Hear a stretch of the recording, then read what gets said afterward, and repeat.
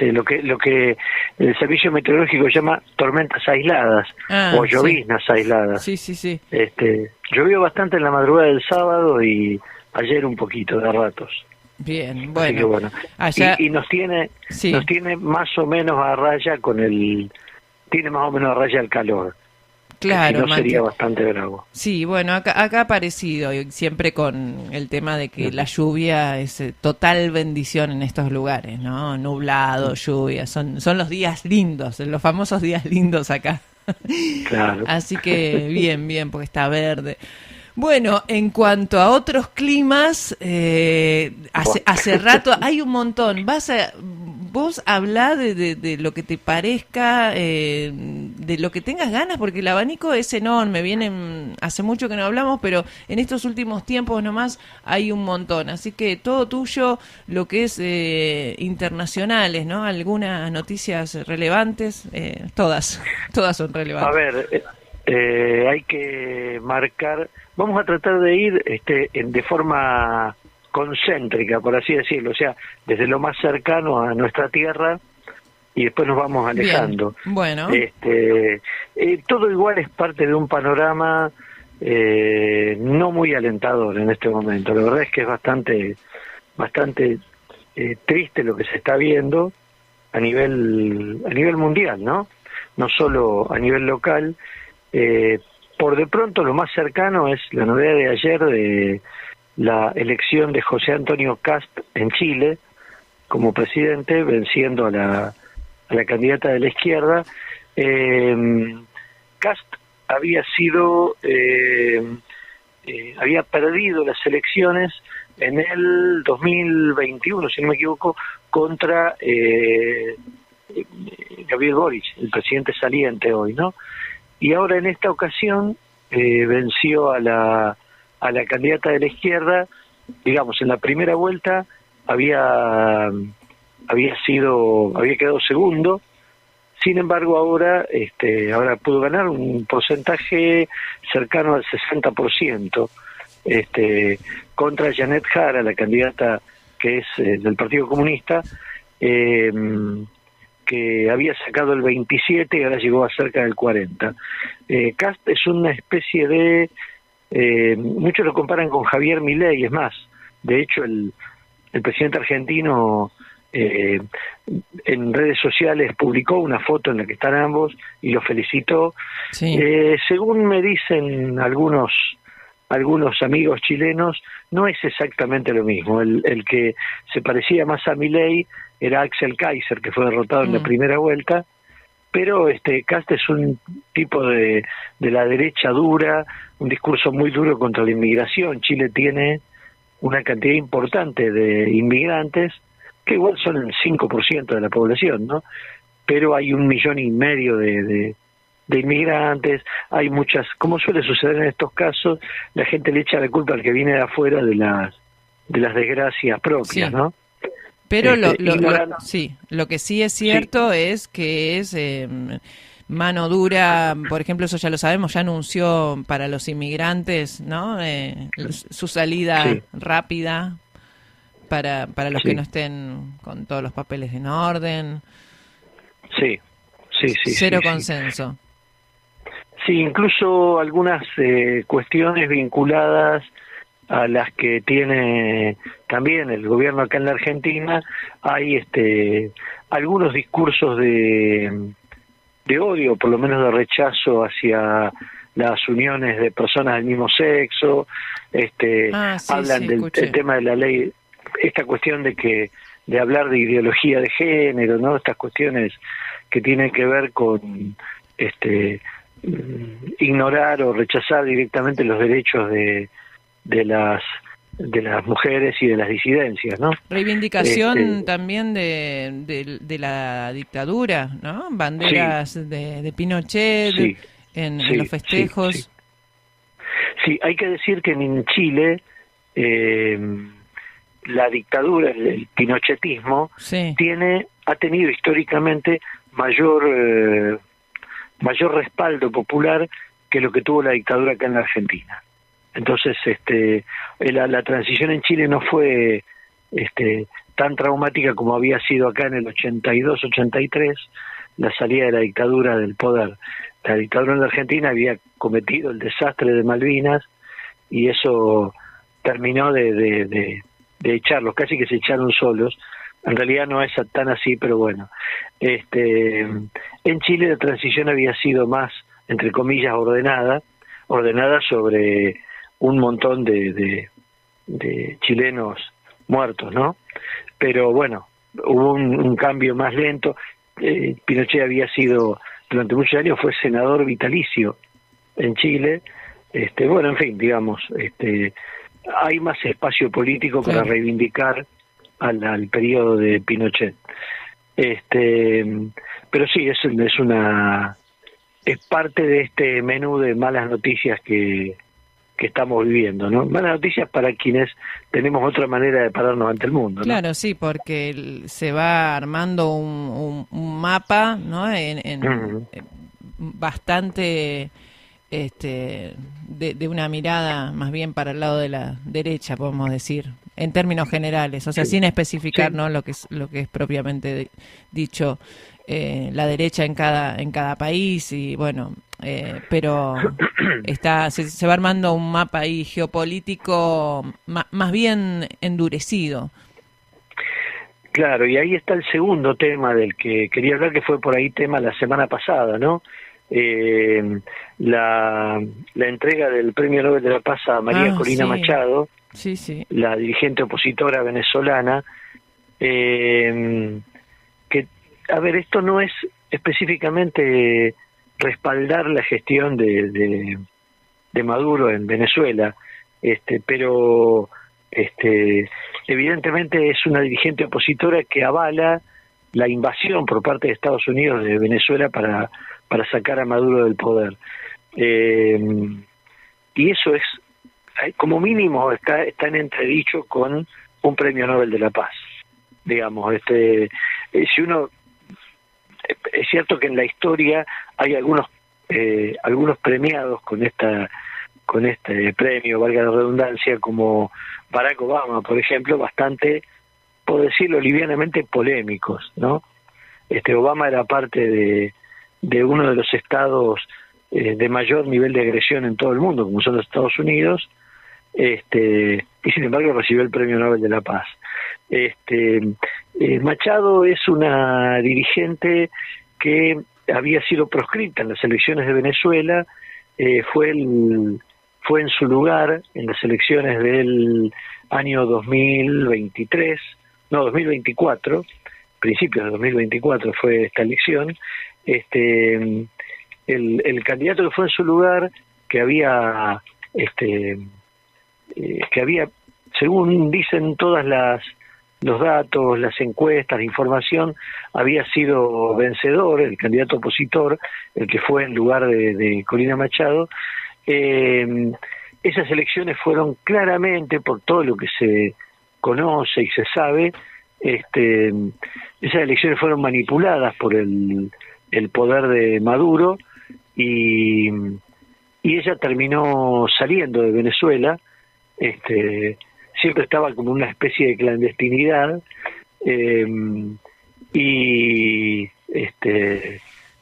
bueno, y finalmente se fue, y ahora está Edmundo González, se llamaba el candidato presidencial venezolano. Después de esa elección fraudulenta, Corina Machado se fue, vive en una especie de clandestinidad, algo que nos hace acordar a los que tenemos algunos años a la clandestinidad del escritor Salman Rushdie, que vivía en Gran Bretaña, pero nadie sabía dónde vivía porque tenía una amenaza desde Irán, que había sido lanzada contra él. Bueno, al punto que no participó de la entrega del premio, después dio una conferencia de prensa y ahí volvió a avalar la invasión de los Estados Unidos a Venezuela. Y esto se da en el marco de un ataque permanente de la Armada norteamericana en alta mar a buques que ellos atribuyen, los norteamericanos, el gobierno de Trump, atribuyen al narcotráfico. Entonces atacan una lancha, la bombardean, mueren 10, 12 personas, van cerca de 20, 25 creo que son, atacados por el Estado, por los Estados Unidos, y nadie parece decir demasiado al respecto. Incluso hay captura de buques petroleros venezolanos con el argumento de que esos buques van a abastecer al terrorismo, así en abstracto, sin dar demasiadas precisiones. Bueno, en ese contexto el premio lo recibe María Corina Machado y es una especie de aval de la Comisión Nobel, sí, a Donald Trump, lisa y llanamente, porque de otra manera no se entiende esto, y como antecedente es muy peligroso. O sea, lo uno a lo de Cast, porque tiene que ver con una especie de sitio político sobre América del Sur, específicamente un territorio al que Estados Unidos en los últimos años no le había dado mucha importancia, y ahora parece que sí. Eso en cuanto a nuestra región. Creo también que hay alguna especie de algunos hablan de que cierta caída en desgracia de Jair Bolsonaro, el expresidente brasileño, que fue enviado a una cárcel común. Sí. Le querían bajar años, ¿no?, de cárcel, que había protestas. Sí, pero ha sido sancionado y ha perdido algunos privilegios de su prisión domiciliaria, porque él mismo quiso violentar la pulsera esa, cierto, la tobillera electrónica. Sí, cierto. Y el castigo a Bolsonaro, fíjense que Trump ya no lo defiende abiertamente. Hasta hace algún tiempo había aplicado sanciones contra Brasil en nombre porque habían condenado a Bolsonaro. Ahora de pronto hay como una especie de acuerdo, y algunos se atribuyen ese acuerdo con Brasil a reducir, a que no haya tanta presión en contra por las incursiones de Estados Unidos en Venezuela. Digo esto como cuestiones de la geopolítica, ¿no? Sí, de ese tablero de ajedrez que uno ve a veces. Sí, bueno, panorama, buenísimo, Pablo. Sí. Nos quedan dos cositas que tienen que ver con lo mismo, que es hay un tema que domina en ciertos medios la página internacional, que es la masacre de Bondi Beach en Sydney, en Australia. En Australia, sí. Donde un padre con su hijo, padre de 50 años, con su hijo de 24, salieron con armas largas y la emprendieron contra un grupo de personas que estaban celebrando Hanukkah. Eso, que es una playa, fiesta, ¿no? ¿Cómo? En una plaza, sí, en una playa. Bondi Beach es un balneario en Sydney. Había creo que unas 1000 personas en el lugar. Hanukkah es una celebración que se da en esta fecha, que está terminando hoy, dura unos 8 días. Tiene que ver con la reafirmación de la fe judía. Claro, sobre el imperio griego, ¿no? Tiene que ver con una masacre ahí. Claro, y tiene que ver con cuando vencen a los sirios, que a cuenta del imperio griego tenían sometido al pueblo judío. Esta es más o menos la reconstrucción histórica que pude hacer de la fecha. Sí, ahí metí bocadillos, sin saber nada debería morderme la lengua, sí. ¿Por qué? No, porque realmente no conozco de historia como para decir, y de repente uno va buscando en la cabeza algún dato, pero ahí está bien que lo estás explicando. No, estuve averiguando, sí. Pero está bien, es muy buena la referencia porque nos sirve para poder meternos en el tema. Es una celebración que hoy es muy importante. A ver, doy como dato en la Argentina, cuando asumió Milei hace 2 años, uno de los primeros programas que se dieron en la TV pública fue uno de celebración de Hanukkah, o Hanukkah. Hanukkah creo que le dicen en los países angloparlantes, con la conducción de la inefable Cristina Pérez, la ex del noticiero de Telefe. Bueno, digamos, como para explicar el peso de la fecha en la comunidad judía. El tema es que estas dos personas, Saida Klein y Navida Krim, la emprendieron con armas largas y mataron, creo que son 15 personas. Qué tremendo. Dejaron unos cuantos heridos. El padre fue muerto y el hijo está internado en estado crítico. Y a partir de acá se habla de que fue una incursión terrorista. La verdad es que esto tiene que ver con cierto antisemitismo o judeofobia. Después algún día nos meteremos con el tema antisemitismo, qué es y todo eso, que siempre está en el mundo dando vueltas y que ahora se ha incrementado a partir de el desastre humanitario que ha provocado el gobierno israelí en Gaza, ¿no? Gaza, Cisjordania, sur del Líbano, tema que nos ha quedado lejos, pero que sigue estando presente, sí, con hambruna, con destrucción, con miles de cosas. Totalmente, y después está poniendo la lupa, ¿no? Siempre cuando pasan estas cosas, esta cuestión de qué nos pasa a los seres humanos para llegar a semejante locura, ¿no? Hay que estar completamente mal para matar, hay que estar completamente mal para hacer algo así, ¿no? Apuntar a gente que no hizo nada, que no conoces, y ahí hay algo muy común, siempre venga de quien venga cuando aparecen estas situaciones, que es el ser humano desquiciado, ¿no? El odio por el odio, el fanatismo, no sé, llamémoslo como sea. Y es muy impresionante una imagen donde entiendo que una de las personas que estaba ahí en la playa le quita el arma, creo que es al hijo. Qué impresionante, sí, ¿no? La jugada esa donde se tira por atrás, lo agarra y le saca el arma. Una persona también de origen árabe, estos los Akrim son claramente de origen árabe, llama Hassan al-Hassan o algo por el estilo, ahora no anoté el nombre, pero sí, es cierto lo que vos decís, le quita el arma y lo apunta sin ánimo de dispararle, sino para... No, incluso lo deja ir. Reducirlo. Es impresionante, ¿sí?, ver cómo lo deja ir. Te pone un poco nervioso el video porque decís, che, que alguien lo agarre al que estaba tirando, ¿no? Sí.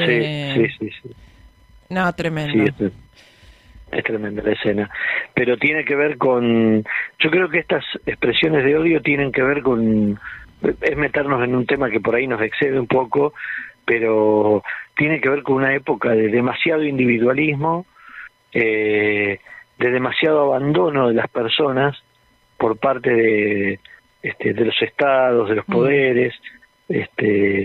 Hay una cosa de muy instalada en todo el mundo de arreglate como puedas, sí, y además otra cosa que en Estados Unidos es casi una cuestión cultural. En la Argentina hay un avance en este terreno que es el uso de armas. Sí, que en Australia hay muchas limitaciones, en Australia hay mucha limitación al uso de armas, pero se instala a través de, uno lo puede ver en películas, en series, digamos, se nos incorpora en nuestra cultura la idea de que con un arma uno puede resolver un conflicto. Y está instalado a nivel mundial que las armas resuelven conflictos. Sí, cuando totalmente. Sí. Más de una vez los profundizan. Sí, yo creo, más de una vez, no sé si no es siempre, ¿no? Porque está todo bien con esto de que hay que tener armas y no me voy a meter en lío, espero. Pero y los países que tienen que tener bien todas sus fuerzas armadas y todo, pero en definitiva estamos hablando de potenciales guerras, estamos hablando de potenciales muertes, aniquilación y dolor, y la verdad que ya el método, como vos decís, ya estar pensando esto de pensar la solución por el lado de las armas y de la violencia es un enfoque extrañísimo del ser humano, donde no ha cambiado nada. Antes sería, ¿no? Antes nos dábamos con otras cosas pensando, o sea, si hay o no evolución en ese tema en la humanidad, hay evolución en la manera en que matarse, quizás. Y también estaba pensando un poco en cómo se refuerza desde las esferas altas de los países, los gobiernos, ¿no? En el lenguaje, en los discursos, cómo me parece que está habiendo una mal llamada libertad, y no lo digo por el nombre del partido argentino gobernante, ¿no? Pero en el lenguaje donde me da la sensación donde se descuida bastante lo que es la limitación del uso de la violencia, desde lo más pequeño quizás hasta miradas más grandes, ¿no? Que tienen que ver con lo que vos decías recién del individualismo, pero hay algo flotando en el aire que lo avala desde lugares donde me parece que habría que cuidar más, ¿no? Que es cuando se trata de los que llevan adelante las políticas, me parece a mí. Sí, hay una muletilla muy común de mucha gente cuando hace barbaridades que dice, es un país libre o es un mundo libre, entonces hago lo que quiero. La libertad es un asunto colectivo, comunitario. Yo hago lo que quiero en la medida que no, en la medida que no afecte a otro, y mi libertad depende también de la libertad del otro. Si el otro no es libre, yo tampoco soy libre. Así que estas cuestiones es importante, me parece, por lo menos, me meto un poco filosófico, pero sí, bueno, no es el tema está del bien. que tengo que hablar. No, a mí me parece, mira, es una cuestión de tiempo, y hoy nos dimos un ratito más también, porque bueno, calculo yo que esta va a ser la última entrega del año, y nada, también eso, ¿no? Siempre está el tema del tiempo, y en realidad la parte de meternos un poco en lo filosófico también es válida. Me parece que está buenísimo, ¿no? Como pensar ahí un poco lo que nos pasa en el corazón con todas estas cosas. Creo que va también un poco por ahí, no solamente con la cabeza, lo que está bien, lo que está mal, ¿no? ¿Qué sentimos? ¿Cómo nos resuena? Después de todo, en definitiva, me parece que somos un poco eso. Pablo, muchas gracias. Seguro que te quedó. No sé si tenés algo muy puntual. Nosotros por tiempo ahora sí tenemos que cerrar. Así es. Pero bueno. No. Creo que hicimos un repaso así muy... Sí, bastante y profundo. Ajustado, Sí, bien. ¿Estás ahí en la radio? ¿Seguís ahora programa o no? Termino, esta semana es el último programa de Pasaje, después nos tomaremos un descanso. Bien. Y veremos hacia marzo con qué y cómo nos vamos reubicando. Ahí estamos parecidos en eso. Bueno, sí. Muchas gracias. Lo buscan, te pueden buscar en Instagram, te pueden buscar en YouTube. @PaSirmi. Ahí con está. C. Ahí con está. C, sí. Bueno, muchísimas gracias, Pablo. Estamos en contacto. Bueno, gracias a vos y saludo a toda la gente allá de San Marcos y de las sierras cordobesas. Muchas gracias. Abrazo para aquel lado también. Abrazo.